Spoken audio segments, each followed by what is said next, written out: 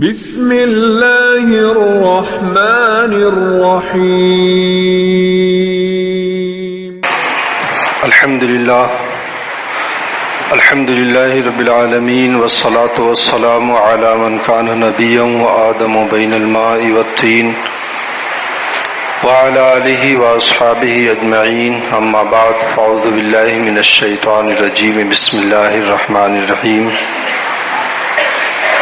سبحان الذي أسرى بعبده ليلا من المسجد الحرام إلى المسجد الأقصى الذي باركنا حوله لنريه من آياتنا إنه هو السميع البصير صدق الله العظيم وصدق رسوله النبي الأمين الكريم ونحن على ذلك لمن الشاهدين والشاكرين والحمد لله رب العالمين۔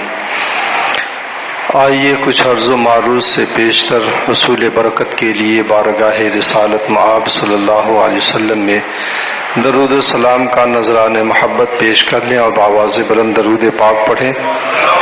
اللہم صلی علی سیدنا شفیعنا نبینا مولانا محمد وبارک وسلم صلاۃ و سلاما علیک سیدی یا رسول اللہ صلی اللہ علیہ وسلم۔ اللہ کے رسول صلی اللہ علیہ وسلم معراج میں سر عرش گئے اور جا کر کے واپس آ گئے۔ یہ دنیا کا مزاج ہے کہ جب کوئی بلندیوں پر چڑھتا ہے تو بلندیوں سے نیچے اترنا پسند نہیں کرتا ہے۔ عہدہ اگر کسی کو مل جائے تو بڑے عہدے سے چھوٹے عہدے پر آنا پسند نہیں کرتا ہے، بلندیوں پہ جانے کے بعد نیچے نہیں اترنا چاہتا ہے۔ تو بلندیوں پہ پہنچ جانا یہ بھی کمال ہے، لیکن اس سے زیادہ کمال یہ ہے کہ اللہ کے رسول صلی اللہ علیہ وسلم سر عرش گئے، رب کائنات سے ملاقات ہوئی، دیدار سے مشرف ہوئے۔ اب اس سے بڑا مقام و مرتبہ کوئی بھی نہیں، لیکن وہاں جانا تو ہر شخص چاہتا ہے، آنا کوئی نہیں چاہتا ہے، لیکن اللہ کے رسول صلی اللہ علیہ وسلم ہم گنہگار امتیوں کے لیے عرش سے اس فرش پہ تشریف لے کر کے آ گئے۔ تو سرور کائنات کے معراج میں جانا کمال تو ضرور ہے، لیکن اس سے زیادہ کمال یہ ہے کہ اللہ کے رسول ہماری خاطر اس دنیا میں تشریف لے کر کے آ گئے۔ وہ خدا کے نور کو دیکھ کر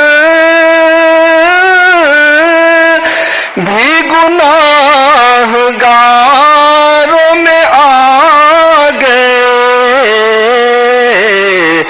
سر عرش جانا کمال تھا کہ وہاں سے آنا کمال ہے، سر عرش جانا کمال تھا۔ ارے زار اشرف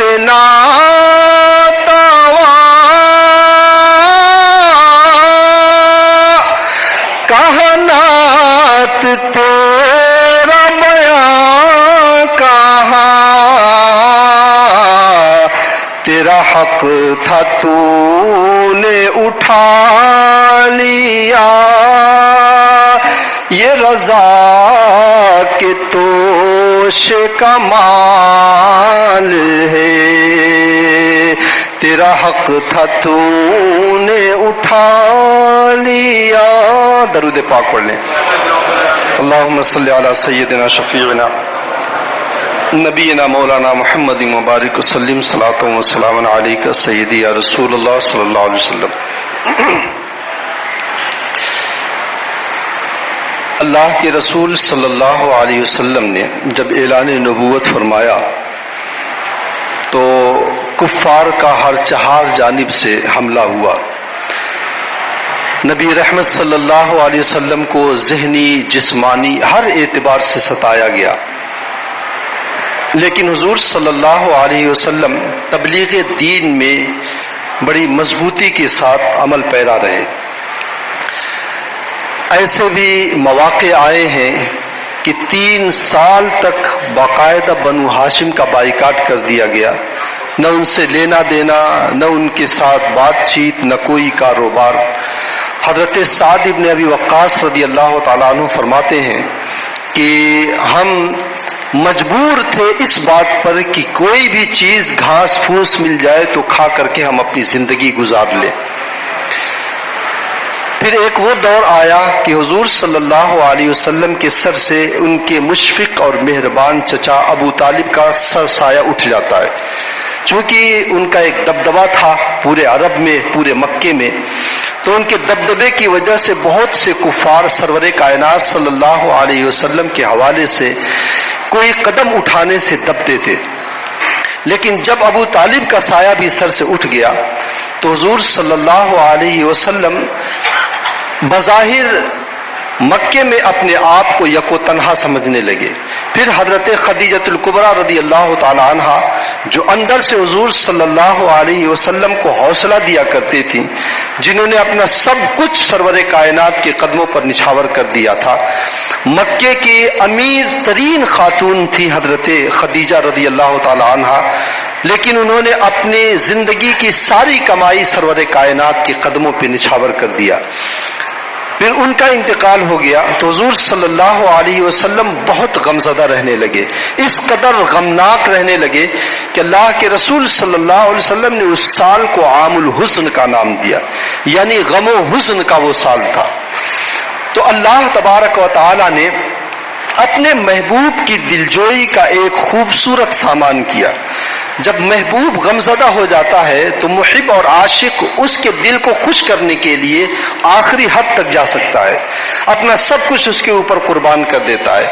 نبی رحمت صلی اللہ علیہ وسلم کے اوپر جب یہ غم و حزن کا دورہ ہوا تو اللہ تبارک و تعالیٰ نے اپنے محبوب کی دلجوئی کے لیے اللہ رب العزت نے انہیں سر عرش پر بلایا، اور نبی رحمت صلی اللہ علیہ وسلم کو ہجرت سے 1 سال پہلے اور نبوت کے 12ویں سال میں حضرت جبرائیل امین علی نبینا علیہ الصلوۃ والتسلیم کو بھیجا کہ محبوب دو عالم کو سر عرش پہ لے کر کے آؤ۔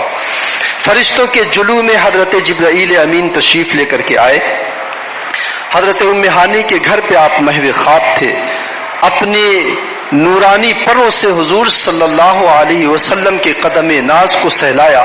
عقائد عالم صلی اللہ علیہ وسلم کی نیند اٹھی اور حضور صلی اللہ علیہ وسلم کو حضرت جبرائیل امین نے پیغام خداوندی پہنچایا کہ اللہ رب العزت نے سر عرش آپ کو بلایا ہے۔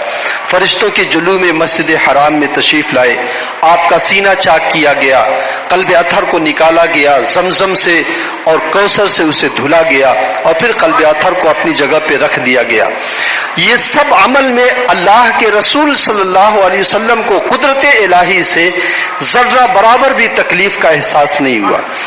اس کے بعد فرشتوں کے جلوہ میں آپ کو براق کے اوپر سوار کیا گیا، وہاں سے مسجد حرام میں تمام انبیاء کرام علیہ الصلوۃ والتسلیم کی آپ نے امامت فرمائی۔ یہ جو سفر مسجد حرام سے مسجد اقصی تک ہوا، یہ سفر قرآن پاک میں اس کا ذکر اللہ رب العزت نے فرمایا ہے، سبحان الذی اسری بعبدہ لیلا من المسجد الحرام الی المسجد الاقصی۔ یہ جو سفر معراج کا ہے یہ قرآن پاک کی اس آیت کریمہ سے ثابت ہے۔ یہ بات ذہن میں رکھیں کہ معراج 3 مرحلوں میں ہوئی ہے۔ پہلا مرحلہ مسجد حرام سے مسجد اقصی تک، یہ مرحلہ قرآن پاک کی آیت کریمہ سے یہ بات ثابت ہے، اور اس سفر کا انکار کرنے والا کافر ہوگا۔ دوسرا مرحلہ مسجد اقصی سے آسمانوں تک، یہ سفر احادیث صحیحہ مشہورہ سے ثابت ہے، اس سفر کا انکار کرنے والا گمراہ ہوگا۔ اور پھر تیسرا مرحلہ وہاں سے لے کر کے لامکاں تک، اور جہاں تک رب کائنات نے چاہا وہاں تک، یہ احادیث آحاد سے ثابت ہے۔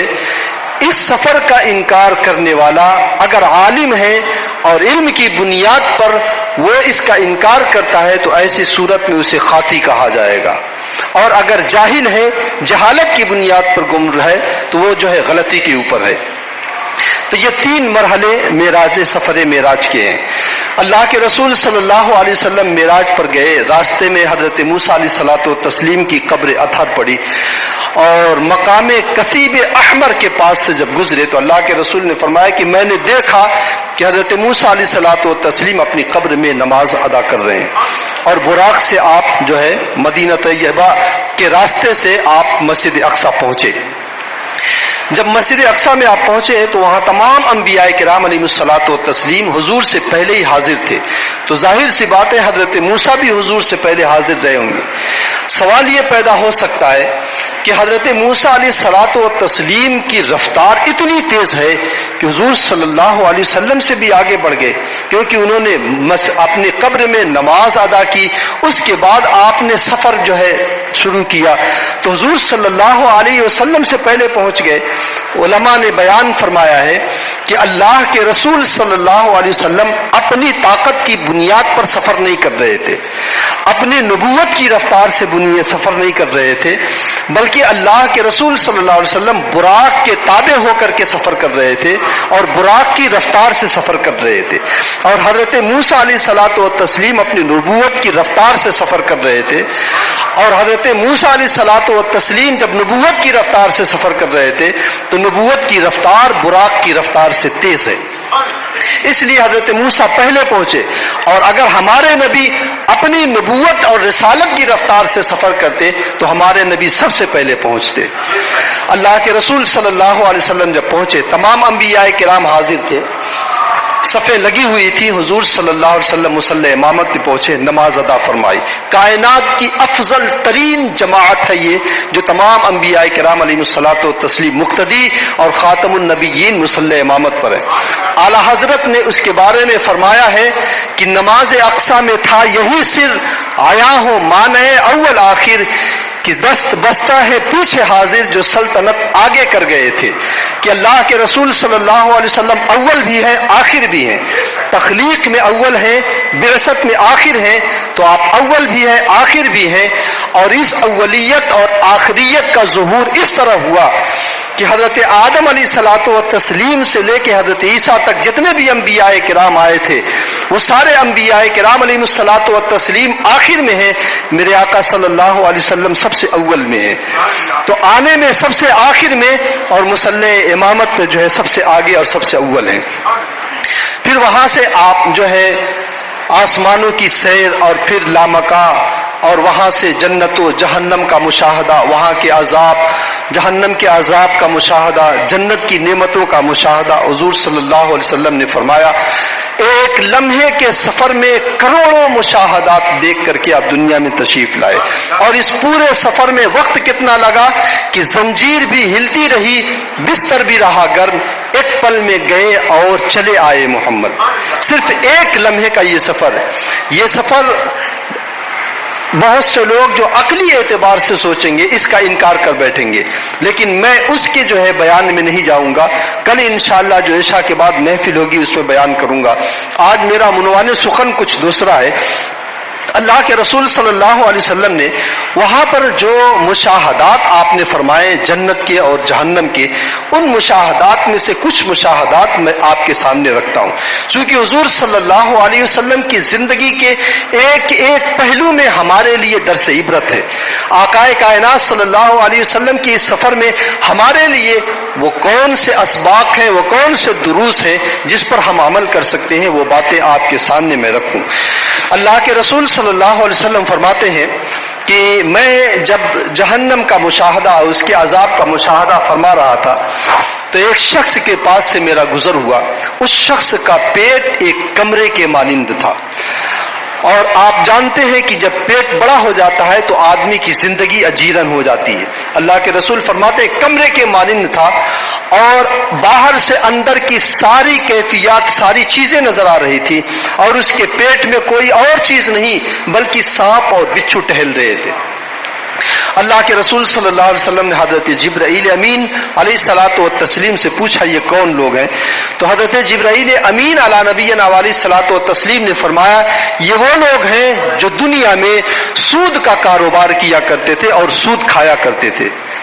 آقا کائنات صلی اللہ علیہ وسلم اپنا ایک خواب اور بیان فرماتے ہیں کہ رات میں دو فرشتے آئے، مجھے لے کر کے گئے، اور ایک ایسی طرف، یہ بات ذہن میں رکھیں کہ نبی اکرم صلی اللہ علیہ وسلم کا جو خواب ہے وہ حقیقت ہے اور وحی خدا ہے۔ تو حضور صلی اللہ علیہ وسلم نے اپنا خواب ذکر کیا، لیکن یہ حقیقت ہے کہ جہنم کے عذاب کا مشاہدہ فرمایا۔ اللہ کے رسول صلی اللہ علیہ وسلم فرماتے ہیں، لے کے گئے ایک خون کی ندی جاری تھی، اور اس خون کی ندی میں کچھ لوگ تیر رہے تھے۔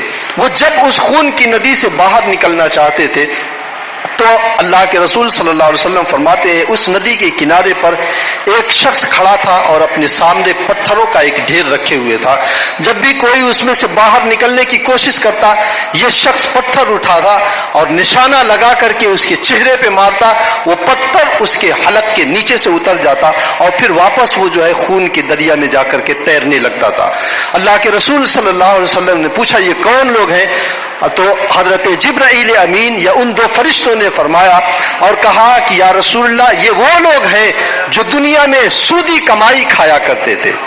تو یہ سود کا عذاب جو اللہ کے رسول صلی اللہ علیہ وسلم نے آخرت میں مشاہدہ کر کے اس دنیا میں ہمیں بتا دیا ہے، یہ ہمارے لیے درس عبرت ہے۔ یہ دیکھا گیا ہے کہ سود کا لین دین کرنے والا یا سودی کاروبار کرنے والا وہ بظاہر دنیا کی دولت تو کما لیتا ہے، لیکن ان کی زندگی میں سکون نہیں ہوتا ہے۔ اس کی سودی کمائی سے پرورش پانے والی اس کی اولاد ہزاروں مشکلات میں جو ہے مبتلا رہا کرتی ہے۔ اس لیے ہمیں یہ چاہیے کہ ہم اس سودی کاروبار کو ترک کریں۔ رزق اللہ تبارک و تعالی نے اپنے ذمہ کرم پہ لے رکھا ہے، ہم سودی کاروبار کریں چاہے حلال کاروبار کریں، جتنا ہماری تقدیر میں لکھا ہے اتنا مل کر کے رہے گا۔ تو ظاہر ہے اللہ کے رسول صلی اللہ علیہ وسلم نے فرمایا قسمت کا لکھا تمہیں برابر ملے گا، چاہیے کہ تم اس کو حاصل کرنے کے لیے حلال اور جائز طریقہ اختیار کرو۔ تو ہمیں چاہیے کہ ہم اس سودی کاروبار وغیرہ کو ترک کریں اور سودی معاملات کو ترک کریں اور حلال ذریعے کمائی ہم اختیار کریں۔ آقا کائنات صلی اللہ علیہ وسلم فرماتے ہیں ایک شخص کے پاس سے میرا گزر ہوا معراج کی شب، تو اس کا جبڑا کچھ لوگ پکڑ کر کے کھولے ہوئے تھے اور کچھ لوگ قینچیوں سے اس کا گوشت کاٹ کر کے خون سمیت اس کے منہ میں ڈال رہے تھے۔ تو اللہ کے رسول صلی اللہ علیہ وسلم نے پوچھا یہ کون لوگ ہیں؟ تو حضرت جبرائیل امین علیہ الصلوۃ والتسلیم نے فرمایا یہ وہ لوگ ہیں جو دنیا میں لوگوں کا گوشت کھاتے تھے۔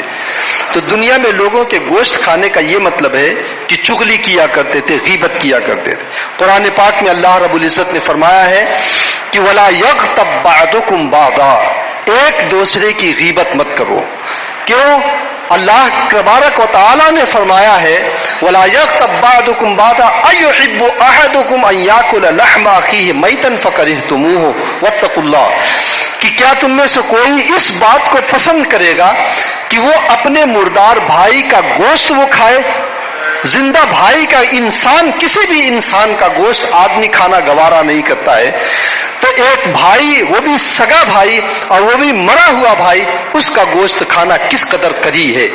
تو اللہ رب العزت نے جو فرمایا ہے کہ غیبت کرنا ایک مردار، اپنے مردار بھائی کا گوشت کھانے کے مترادف ہے، تو اسی طریقے سے آخرت میں اسے عذاب بھی دیا جا رہا ہے کہ اس کا گوشت کاٹ کر کے اسی کے منہ میں خون سمیت ڈالا جا رہا ہے، اور قیامت تک غیبت کرنے والے کو یہی عذاب دیا جاتا رہے گا۔ غیبت اسے کہتے ہیں کہ کسی شخص کی برائی اس کے پیٹھ پیچھے کرنا۔ برائی کا یہ مطلب ہے کہ اس کے اندر وہ عیب ہے، اس عیب کو اس کے عدم موجودگی میں بیان کرنا، یہی غیبت ہے۔ اور اگر عیب نہیں ہے تب تو یہ بہتان ہو گیا۔ یہ عیب، یہ کمی اس کے اندر ہے، ہر انسان کے اندر کچھ نہ کچھ کمی ہے، اس کی کمی کو اگر اس کی عدم موجودگی میں دوسروں کے سامنے بیان کوئی کر رہا ہے، یہی غیبت ہے۔ اللہ کے رسول صلی اللہ علیہ وسلم کی بارگاہ میں، اور یہ حقیقت ہے کہ بندہ جب غیبت کرتا ہے تو یقیناً وہ مردار کھاتا ہے۔ یہ الگ بات ہے کہ ہمیں یہ چیزیں نظر نہیں آتی ہیں۔ آقا کائنات صلی اللہ علیہ وسلم نے حکم دیا مسلمانوں کو کہ روزہ رکھیں، اور روزہ رکھنے کے بعد اللہ کے رسول نے صحابہ میں اعلان فرما دیا، حضرت بلال سے کہا اعلان کر دو کہ کوئی بھی اس وقت تک افطار نہ کرے جب تک کہ وہ مجھ سے اجازت نہ لے لے۔ جب افطار کا وقت ہوا لوگ آتے گئے، اجازت لے کر کے جاتے گئے اور روزہ افطار کرتے گئے۔ ایک صاحب آئے اور انہوں نے کہا یا رسول اللہ میرے گھر میں 2 خواتین ہیں اور انہوں نے روزہ رکھا ہے، وہ افطار کی اجازت چاہتی ہیں۔ تو اللہ کے رسول صلی اللہ علیہ وسلم نے فرمایا انہوں نے کہاں روزہ رکھا ہے؟ تو انہوں نے کہا یا رسول اللہ روزہ رکھا ہے انہوں نے، میں نے صبح سے دیکھا کچھ کھایا پیا نہیں۔ تو اللہ کے رسول نے فرمایا دن بھر تو انہوں نے گوشت کھایا ہے، تو روزہ کہاں سے رکھا ہے؟ تو انہوں نے کہا یا رسول اللہ نہیں وہ روزہ رکھا ہے۔ اللہ کے رسول نے بلوایا اور بلانے کے بعد انہیں بٹھایا اور بٹھانے کے بعد حکم دیا قے کرو۔ ان دونوں عورتوں نے الٹی کیا تو اس قے میں اور اس الٹی میں مردار کا گوشت اور خون جو ہے یہ الٹی میں نکلا۔ اللہ کے رسول صلی اللہ علیہ وسلم نے فرمایا صبح سے لے کے شام تک ان دونوں نے اپنے پڑوسی کی برائی بیان کی ہے اور اس کی غیبت کی ہے۔ تو بندہ جب غیبت کرتا ہے تو یقیناً اس طرح کے یقیناً وہ مردار کھاتا ہے اور اس کا جو ہے ضمیر جو ہے مردہ ہو جایا کرتا ہے۔ تو اللہ کے رسول صلی اللہ علیہ وسلم نے معراج کی شب میں بھی یہ دیکھا تھا کہ غیبت کرنے والا جب غیبت کرتا ہے تو اس کا عذاب یہ ہے کہ آخرت میں اسے کچا گوشت اور مردار کا گوشت اسے کھلایا جاتا ہے۔ اس لیے ہمیں چاہیے کہ ہم کسی کی برائی اس کے عدم موجودگی میں نہ کریں، اس کے سامنے اس کی برائی کو اس نیت سے بیان کیا جائے کہ یہ کمی تیرے اندر ہے تو اسے دور کر لے۔ یہ اصلاح کا ایک پہلو ہے، اگر اس طریقے سے آدمی اس کے سامنے بیان کرتا ہے یہ کمی تمہارے اندر ہے تم اسے دور کر لو، تو اس کی وجہ سے یہ صرف یہی نہیں کہ یہ خیر خواہ ہے بلکہ اس کے لیے ایک اچھی نصیحت کرنے کا اجر و ثواب بھی رب کائنات کے نزدیک ہے۔ تیسرا اللہ کے رسول صلی اللہ علیہ وسلم فرماتے ہیں میں اس شب میں ایک ایسے شخص کے پاس سے گزرا کہ ایک شخص کو لٹایا گیا تھا گدوئیوں کے بل اور اس کے سامنے ایک آدمی بڑی سی چٹان لے کر کے کھڑا تھا، اور پھر وہ جو چٹان لے کر کے کھڑا تھا اپنی چٹان سے اس شخص کے سر پہ مار کر کے سر کچل دیتا ہے۔ جب وہ مارتا ہے تو اس کا وہ پتھر جو ہے لڑک کر کے کچھ دور چلا جاتا ہے، اور پھر وہ پتھر اٹھانے کے لیے جاتا ہے اور جا کر کے جب واپس آتا ہے اتنی دیر میں اس کا سر بالکل درست ہو جاتا ہے۔ پھر وہ پتھر اٹھا کر کے اس کے سر پہ مارتا ہے اور وہ سر کچل دیتا ہے، پتھر لڑک کر کے دور جاتا ہے، وہ اٹھا کر کے لاتا ہے، وہ سر اتنی دیر میں درست ہو جاتا ہے۔ یہ عذاب اس کو دیا جا رہا ہے۔ اللہ کے رسول نے حضرت جبرائیل امین علی نبینا علیہ الصلوۃ والتسلیم سے پوچھا جبرائیل یہ کون لوگ ہیں؟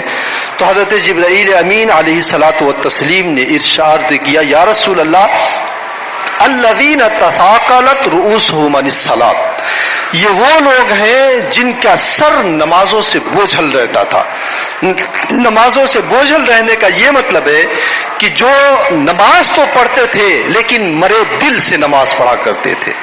آپ ذرا اندازہ لگائیں کہ آدمی نماز پڑھ رہا ہے لیکن مرے دل سے پڑھ رہا ہے، خشوع و خضوع نہیں، رکوع و سجود کو مکمل نہیں کر رہا ہے، تو اللہ کے رسول صلی اللہ علیہ وسلم فرماتے ہیں قیامت میں اسے یہ عذاب دیا جائے گا۔ دوسری روایت میں ہے الذین ینامون عن الصلاۃ، یہ وہ لوگ ہیں جو نمازوں سے غافل رہا کرتے تھے، جس کو قرآن پاک میں رب کائنات نے فرمایا کہ الذین هم عن صلاتهم ساہون، جو اپنی نمازوں سے غافل رہتے ہیں۔ غافل رہنے کا یہ مطلب نہیں کہ نماز پڑھتے ہی نہیں تھے، غافل رہنے کا یہ مطلب ہے نمازیں پڑھتے تھے، وقت گزار کر کے پڑھا کرتے تھے۔ حضرت حسن بصری رضی اللہ تعالیٰ عنہ سے پوچھا گیا یا حضرت سعید ابن مسیب رضی اللہ تعالیٰ عنہ سے کہ نمازوں سے غفلت برتنے کا مطلب کیا ہے؟ تو حضرت حسن بصری حضرت سعید ابن مسیب نے ارشاد فرمایا غفلت برتنے کا یہ مطلب ہے کہ وہ ظہر کی نماز نہ پڑھے یہاں تک کہ عصر کا وقت آ جائے، یعنی بالکل اخیر وقت میں جو ہے وہ ظہر کی نماز پڑھے، یا عصر کی نماز ایک دم مغرب کے قریب میں وہ پڑھتا ہے۔ تو اللہ کے رسول صلی اللہ علیہ وسلم نے ایک حدیث میں ارشاد فرمایا ہے کہ وہ لوگ جو نمازوں سے اس طور پر غافل رہتے ہیں کہ وہ نمازوں سے غفلت برتتے رہتے ہیں حتی یذهب وقتہ، یہاں تک کہ اس کا وقت چلا جاتا ہے، اللہ کے رسول فرماتے ہیں وہ تو کافر ہے۔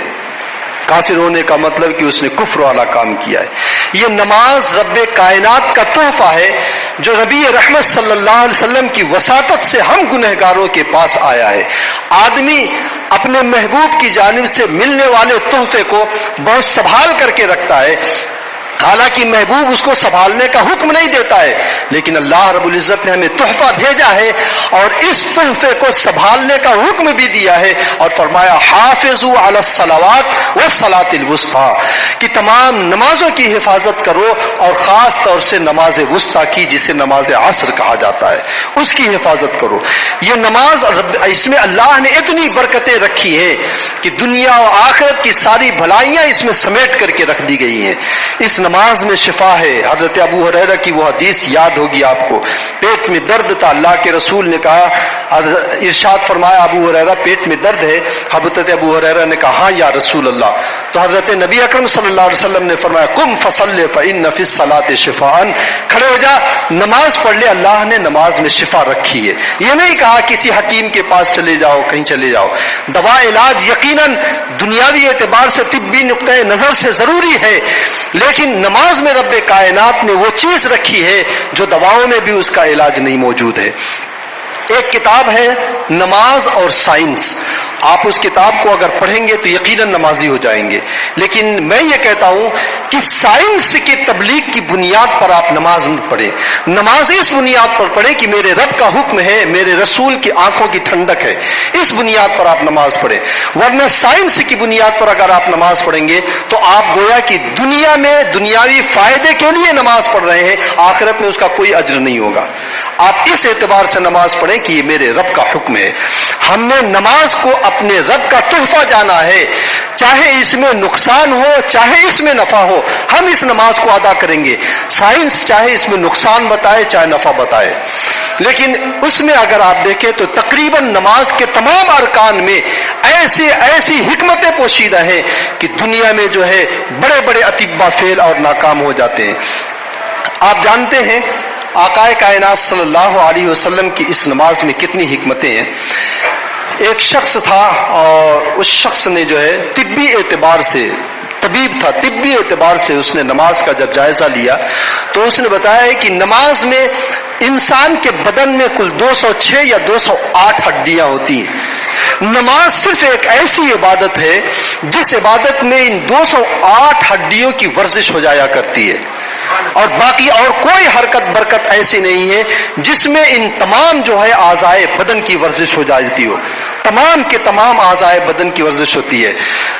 انگریزی میں ایک جو ہے اخبار ہے دا واشنگٹن نام کر کے، امریکہ کا، اس میں جو ہے ریسرچ کے نام سے ایک کالم ہوتا ہے، اس کالم میں ایک جو ہے مضمون چھپا تھا جس کا اردو ترجمہ تہذیب الاخلاق جو علی گڑھ سے نکلتا ہے اس میں شائع ہوا تھا۔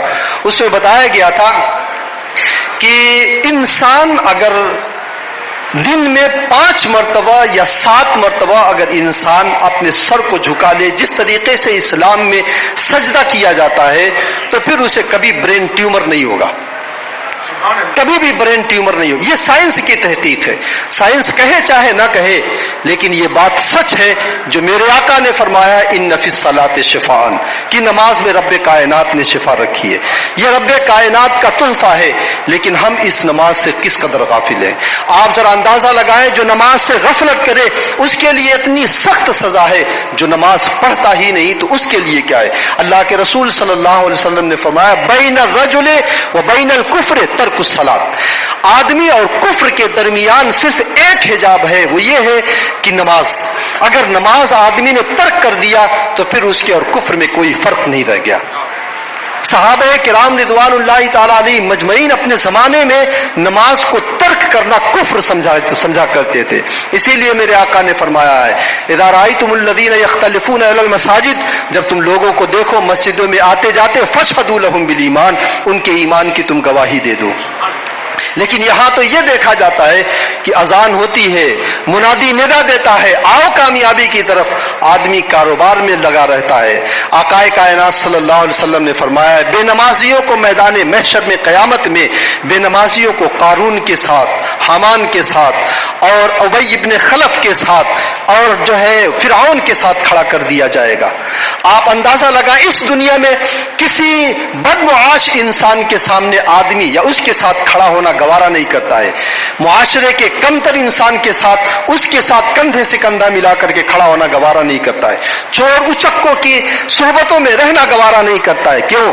اس لیے کہ دنیا یہ کہے گی کہ یہ بھی چور ہے، یہ بھی بدمعاش ہے، یہ بھی شرابی اور کبابی ہے، اس کی صحبتیں پسند نہیں کرتا ہے، یہ دنیا کے چند لوگوں کے سے شرما جانے کی وجہ سے۔ مگر ذرا غور تو کریں، میدان محشر میں جب ساری کائنات وہاں پر موجود ہوگی، سب کے سامنے فرعون، حامان، قارون اور ابی ابن خلف کی صفوں میں اگر کھڑا کر دیا جائے تو کیا یہ بغیرتی نہیں ہے آدمی کی؟ یہ حد درجہ بغیرتی ہے کہ آدمی اس بات پر آمادہ ہو جائے کہ ابی ابن خلف کے ساتھ کھڑا کر دیا جائے۔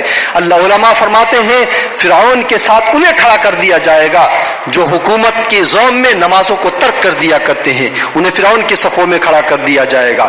جو عہدے اور اپنے مناصب کی بنیاد پر نمازوں کو ترک کر دیتے تھے، انہیں حامان کی جو ہے صفوں میں کھڑا کر دیا جائے گا۔ جو اپنے دولت میں اس قدر مصروف ہوتے تھے کہ دولت کی جو ہے سنبھالنے میں نمازیں اسے ترک ہوتی تھی، انہیں جو ہے قارون کی صفوں میں کھڑا کر دیا جائے گا۔ اور جو شخص جو ہے تجارت میں اس قدر محو ہو جاتا تھا کہ وہ تجارت میں رہنے کی بنیاد پر نمازوں کے لیے وقت نہیں نکال پاتا تھا، تو اللہ کے رسول صلی اللہ علیہ وسلم نے جو فرمایا ہے اسے ابی ابن خلف کے صفوں میں کھڑا کر دیا جائے گا۔ یہ وہ لوگ ہیں جو اسلام کے اور بانی اسلام کے بدترین دشمن ہیں، انبیاء کرام علیہ الصلاۃ والتسلیم کے بدترین دشمن ہیں۔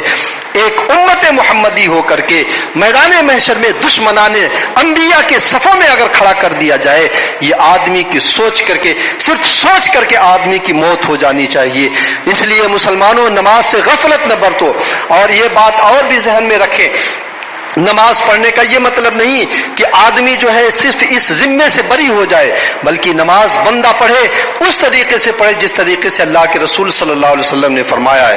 بہت سے لوگ ہوتے ہیں نمازیں پڑھتے ہیں، بس سجدہ کیا، رکوع کیا، اٹھ کر کے چلے گئے، لیکن آقا کائنات صلی اللہ علیہ وسلم مسجد میں بیٹھے ہوئے تھے، ایک شخص آیا، جلدی جلدی اس نے نماز پڑھی، اللہ کے رسول نے فرمایا ادھر آؤ، آیا تو اللہ کے رسول نے فرمایا کہ جاؤ پھر سے نماز پڑھو، پھر دوبارہ اس نے نماز پڑھا، پھر اللہ کے رسول نے کہا پھر پڑھو۔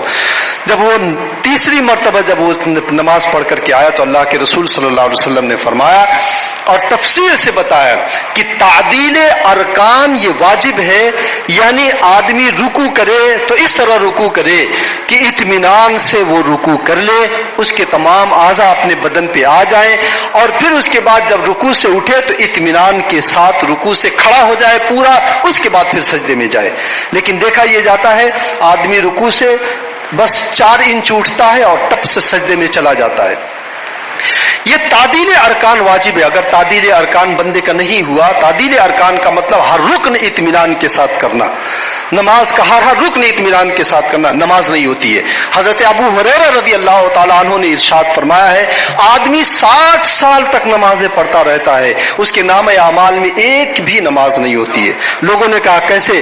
تو حضرت ابو ہریرہ نے فرمایا لا یتم رکوعها ولا سجودها، نہ رکوع صحیح کرتا ہے، نہ سجدہ صحیح کرتا ہے، نہ قیام صحیح کرتا ہے۔ حضرت عمر فاروق رضی اللہ تعالیٰ عنہ نے فرمایا ہے آدمی پوری زندگی نماز پڑھتا رہتا ہے لیکن اس کے نام اعمال میں ایک رکعت بھی نہیں ہوتی ہے۔ لوگوں نے کہا وہ کیسے؟ تو حضرت عمر فاروق نے بھی یہی فرمایا لا یتم رکوعها ولا سجودها ولا قیامها، رکوع اور سجدہ ارکان نماز کو پورے طور پر ادا نہیں کرتا ہے۔ ایسے لوگوں کو حدیث پاک میں نماز کا چور کہا گیا ہے۔ ایسے لوگوں کو اللہ کے رسول صلی اللہ علیہ وسلم نے فرمایا ہے اسوأ الناس سرقۃ من سرق الصلاۃ، سب سے بدترین چور، چور تو سب برے ہیں لیکن بدترین چور وہ ہے جو نماز کی چوری کیا کرتا ہے۔ اور وہ اللہ کے رسول صلی اللہ علیہ وسلم صحابہ نے عرض کیا یا رسول اللہ یہ نماز کی چوری کیا ہے؟ تو اللہ کے رسول نے یہی فرمایا تھا لا یتم رکوعها ولا سجودها ولا قیامها، نہ رکوع صحیح کرے، نہ سجدہ صحیح کرے، اور نہ قیام وہ صحیح کرے، تو ایسی صورت میں اللہ کے رسول نے فرمایا یہ شخص جو ہے نماز کا چور ہے۔ اس لیے جو ہے تعدیل ارکان اچھی طرح، خشوع و خضوع بھی نماز میں چاہیے۔ حضرت ابو طلحہ انصاری رضی اللہ تعالیٰ عنہ اپنے باغ میں نماز پڑھ رہے تھے، نماز پڑھ رہے تھے تو ان کی نظر جو ہے ایک پرندے پر پڑی جو اس ڈال سے اس ڈال پر، اس ڈال سے اس ڈال پر، تو وہ بجائے نماز کے جو ہے اس پرندے میں کھو گئے۔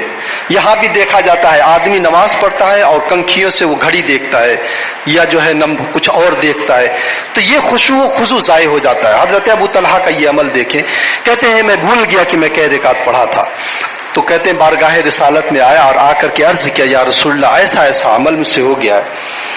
تو حضرت ابو طلحہ نے کہا کہ اس باغ نے مجھے خشوع و خضوع سے غافل کر دیا، اس لیے یہ باغ میں اب اپنے پاس نہیں رکھوں گا، میں اسے صدقہ کر دوں گا. تو اللہ کے رسول صلی اللہ علیہ وسلم نے فرمایا فدعه حيث شئت لعل الله يغفر لك، تو صدقہ کر دے چاہے جہاں اٹھا کر کے دے تھے، ہو سکتا ہے اللہ تبارک و تعالیٰ تجھے بخش دے. یہ صحابہ کرام تھے، خشوع و خضوع نماز کا اگر چلا جاتا تھا تو جس چیز کی وجہ سے خشوع و خضوع چلا جائے اس چیز کو دل سے نکال دیا کرتے تھے. تو نماز میں جب آئیں تو رب کائنات کے حضور آپ حاضر ہیں، اس بات کا ذہن میں رکھیں. اور دوسری بات کہ عموماً آدمی جو ہے اذان ہو جاتی ہے نماز کے لیے مسجدوں میں نہیں آتا ہے، جماعت ترک کر دیتا ہے، ابھی تو بہت وقت ہے، اور پھر اس کے بعد جو ہے جب وقت اخیر اپنے مرحلے میں پہنچتا ہے آ کر کے نماز پڑھ، وہ اس بات پر مطمئن رہتا ہے میں نے تو فرض ادا کر لیا ہے. یقیناً فرض تم نے ادا کر لیا ہے، لیکن ایسے ہی لوگوں کو تو نماز میں ساہون کہا گیا ہے. قرآن پاک میں ایسے ہی لوگوں کو ساہون کہا گیا ہے کہ یہ نمازوں سے غافل ہیں، اور ان کے لیے فویل للمصلین الذین هم عن صلاتهم ساہون، کہ ان کے لیے جہنم کی وادی ویل رکھی گئی ہے ایسے ہی لوگوں کے لیے. اور جماعت کا وہ مقام و مرتبہ ہے کہ ایک جماعت سے اگر بندہ نماز پڑھتا ہے تو 27 گنا ثواب ملتا ہے. ایک واقعہ ذکر کر کے گفتگو ختم کر دوں. حضرت امام بخاری امام مسلم کے استاذ ہیں حضرت عبداللہ القواریری رحمۃ اللہ تعالیٰ علیہ، کہتے ہیں زندگی کی کوئی بھی نماز میری جو ہے جماعت میری چھوٹی نہیں تھی. تو ایک دن ایسا ہوا کہ عشاء کی جماعت میری ترک ہو گئی. میں بصرہ میں تھا، مسافر سفر کی حالت میں تھا. میں مسجد میں گیا تو تاخیر ہو گئی تھی، نماز ہو گئی تھی، مسجدوں میں تالے لگ گئے تھے. میں واپس آیا اور گھر پہ میں نے نماز پڑھی. پھر میرا دل بوجھل سا تھا کہ آج جماعت ترک ہو گئی. پھر میرے ذہن میں ایک خیال آیا کہ اللہ کے رسول نے فرمایا کہ جماعت سے نماز پڑھنا 27 گنا درجہ رکھتا ہے. تو کہتے ہیں میں نے 27 مرتبہ عشاء کی نماز پڑھی. یعنی اگر صرف عشاء کی نماز میں فرض اور جو ہے یہ وتر کو لے لیا جائے تو 7 کو 27 میں آپ ضرب دیتے ہیں کتنی رکعتیں بنتی ہیں آپ سوچ لیں، اتنی رکعت آپ نے پڑھی ہے. تو 27 مرتبہ انہوں نے عشاء کی نماز پڑھی. کہتے ہیں نماز پڑھنے کے بعد میں سو گیا. جب میں سویا ہوں تو خواب دیکھا ہوں کچھ لوگوں کے ساتھ گھوڑ سواری کر رہا ہوں اور اس میں مقابلہ ہو رہا ہے. میرا گھوڑا جو ہے اچھا ہے، لوگ آگے بڑھ رہے ہیں، میں بہت تیزی کے ساتھ گھوڑے کو دوڑا رہا ہوں، چابک پہ چابک لگا رہا ہوں، لیکن ان کے پاس میں پہنچ ہی نہیں پا رہا ہوں، بہت پریشان میں. تو کہتے ہیں کہ میں بہت پریشان ہوا. تو جو مجھ سے آگے سوار تھا اس نے پلٹ کر کے وہ ایک لمحے کے لیے رکا اور اس نے کہا کہ اپنی جان کو ہلاکت میں مت ڈالو. کہا کیوں؟ کہا اپنی جان کو ہلاکت میں مت ڈالو، تم کبھی بھی ہم کو نہیں پا سکتے ہو. کہا کیوں؟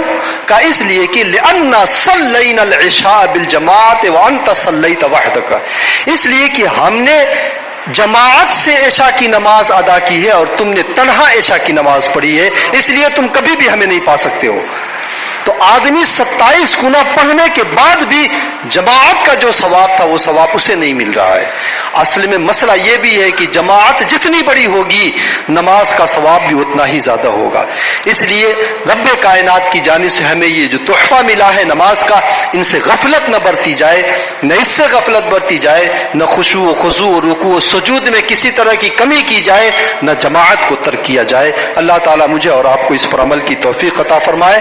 وآخر دعوانا الحمد للہ رب العالمین.